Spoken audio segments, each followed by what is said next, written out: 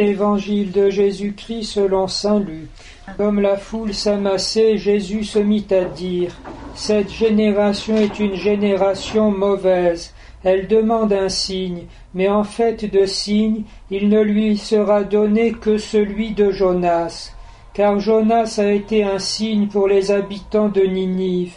Il en sera de même avec le Fils de l'homme pour cette génération. Lors du jugement, la reine de Saba se dressera en même temps que les hommes de cette génération, et elle les condamnera. En effet, elle est venue de l'extrémité du monde pour écouter la sagesse de Salomon, et il y a ici bien plus que Salomon. Lors du jugement, les habitants de Ninive se lèveront en même temps que cette génération, et ils la condamneront.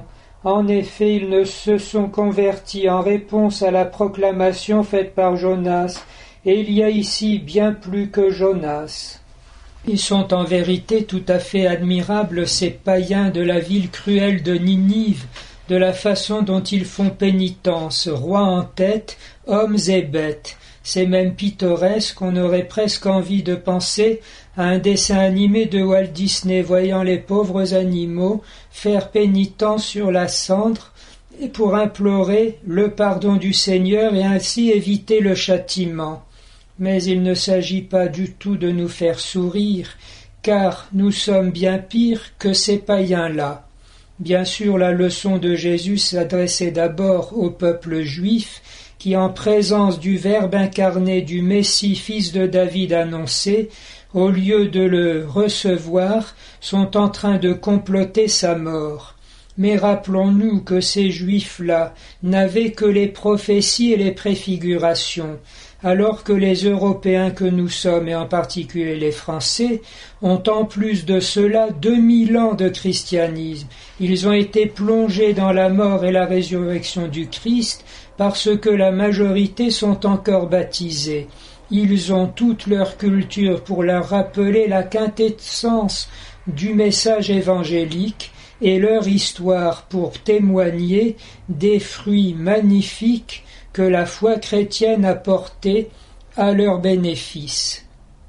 Et l'endurcissement est tel que, alors que le châtiment est annoncé, nous en vivons déjà avant une punition positivement imposée par le Seigneur, les fruits amers, avec l'effondrement de la société, le démantèlement de la famille, etc., etc., etc.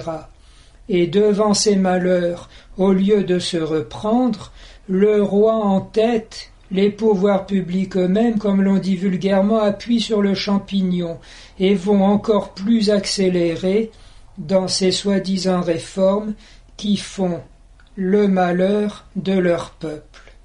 Voilà pourquoi nous devons en ce temps de carême supplier le Seigneur, nous qui sommes un peu comme en représentance de nos frères, mais surtout ne pas perdre la foi.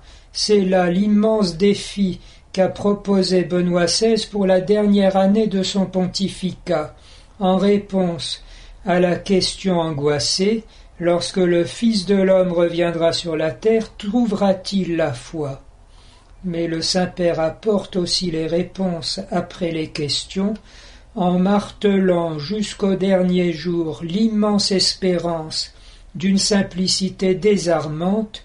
Dieu est toujours dans notre monde, il est toujours avec nous, comme Jésus l'a promis.